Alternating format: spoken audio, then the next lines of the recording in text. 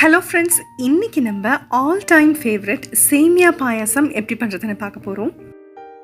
இது ரொம்ப ஈஸியான ஸ்வீட் ரெசிபி மட்டும் இல்லைங்க. நம்ம பாரம்பரியத்தில் பாயாசத்துக்குன்னு ஒரு தனி இடம் உண்டு.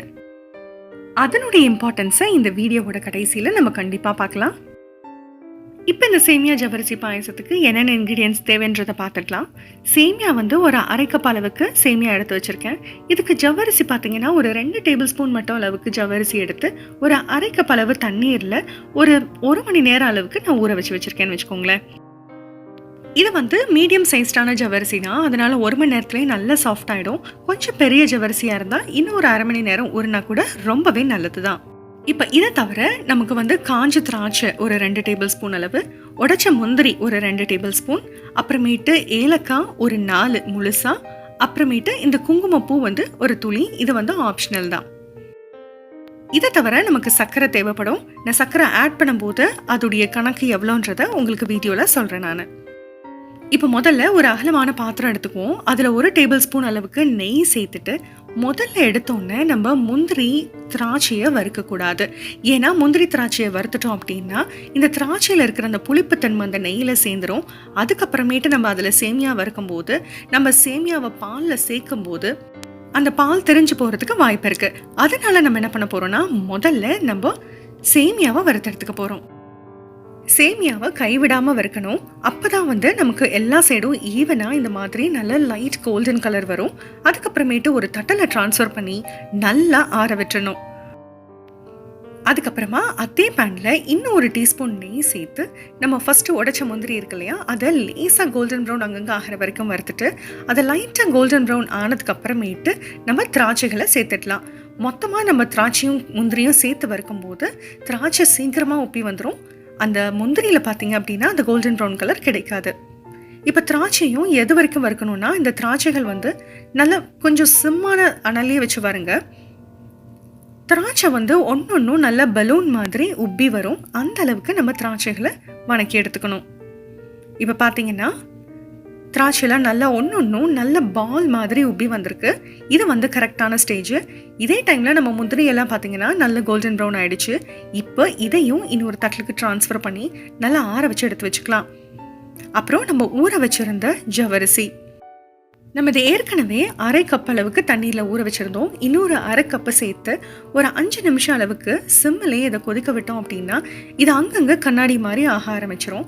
ஓரளவுக்கு கண்ணாடி மாதிரி ஆயிடுச்சு அப்படின்னா இதை லைட்டாக ஸ்ட்ரெயின் பண்ணிவிட்டு ஒரு கிணத்துல மாற்றி நம்ம ரெடி பண்ணி வச்சுக்கலாம். இதையும் நல்லா ஆற வச்சுக்கலாம். ஜவ்வரிசி சேமியா இது 2 மட்டும்தாங்க முதலே ரெடி பண்ணி வச்சுக்கணும். அதுக்கப்புறமேட்டு ப்ராசஸ் ரொம்பவே சிம்பிள் அண்ட் ரொம்பவே ஃபாஸ்ட். இப்போ நம்ம அரை கப் அளவுக்கு சேமியா எடுத்திருந்தோம். இதுக்கு 2.5 கப் அளவுக்கு நமக்கு பால் தேவைப்படும். தண்ணி மிக்ஸ் பண்ணாத பால் தேவைப்படும். அது கூட சேர்த்து அரை கப் அளவுக்கு தண்ணி சேர்த்து நல்லா கொதிக்க விட்டுடலாம். ஒரு 2 கொதி வந்தோடனே போதும். நம்ம கிணத்துல எடுத்து வச்சிருந்த அந்த குங்குமப்பூ இருக்கு இல்லையா, அதில் ஒரு 2 டேபிள் ஸ்பூன் நல்ல சூடான பால் எடுத்து ஊற்றிடலாம். இது நல்லா ஊறிட்டு இருக்கும், நல்ல கலரும் கிடைக்கும். இப்போ நம்ம பால் கொதி ஒரு 1-2 நிமிஷம் ஆச்சு. இப்போ நம்ம என்ன பண்ணுறோம்னா சிம் பண்ணிட்டு நம்ம ஆல்ரெடி வறுத்து வச்சிருந்த இந்த சேமியாவை அதில் சேர்க்க போகிறோம். சேமியாவை சேர்க்கும் போது பாலை சிம் பண்ணிடுங்க. அதே நேரத்தில் சேமியா நல்லா ஆறி இருக்கான்னு செக் பண்ணிக்கோங்க. சேமியா சூடாக இருக்கும் போது நம்ம பாலில் சேர்க்கக்கூடாது, பால் தெரிஞ்சிரும். இப்போ இந்த சேமியா சேர்த்ததுக்கு அப்புறமேட்டு நல்லா கொதிக்க விடணும். ஓரளவுக்கு இந்த சேமியா கொஞ்சம் சாஃப்ட் ஆகிற அளவுக்கு நம்ம கொதிக்க விடணும். ஏற்கனவே இந்த சேமியா நல்லா வறுபட்டதுனால ரொம்ப நேரம் எடுக்காது. ஒரு 4-5 நிமிஷத்துலேயே ஓரளவுக்கு சேமியா அங்கங்கே சாஃப்டாக ஆரம்பிச்சிருங்க. சேமியா சேர்த்ததுல இருந்து மீடியம்க்கும் கொஞ்சம் கம்மியாகவே வச்சுக்கலாம். இந்த மாதிரி நம்ம கிண்டி விட்டுட்டே இருக்கணும் நடுநடுவில். அப்போ தான் சேமியாவும் அடிப்பிடிக்காது. இப்போ சேமியா பாலில் போட்டதுக்கு அப்புறமேட்டு 5 நிமிஷம் ஆச்சு. ஓரளவுக்கு சேமியா சாஃப்டாக ஆரம்பிச்சிருச்சு. இப்போ நம்ம ஆல்ரெடி வேக வச்சு ஃபில்டர் பண்ணி எடுத்து வச்சிருந்த இந்த ஜவ்வரிசிகளை இதில் நம்ம சேர்த்துடலாம். ஜவ்வரிசியும் நல்லா ஆறி இருக்கும் இந்நேரத்துக்கு.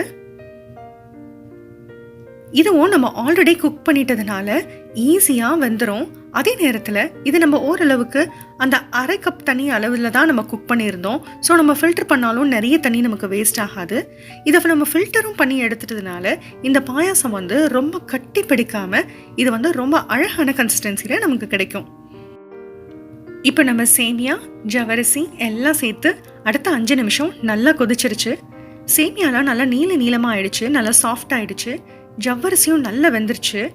இப்போ நம்ம அரை கப் அளவுக்கு சேமியா எடுத்ததுனால அரை கப் அளவுக்கு சர்க்கரை சேர்த்துருக்கோம். அது கூட சேர்த்து 2 டேபிள் ஸ்பூன் அளவுக்கு நம்ம ஜவ்வரிசி எடுத்திருந்தோம்.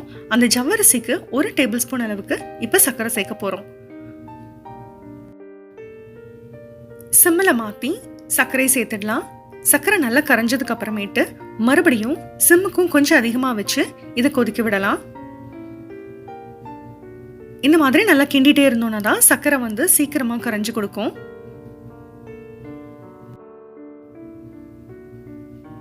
நல்லா எல்லாம் ஒன்று சேர்ந்து ஒரு 2 நிமிஷம் நல்லா கொதி வரட்டும்.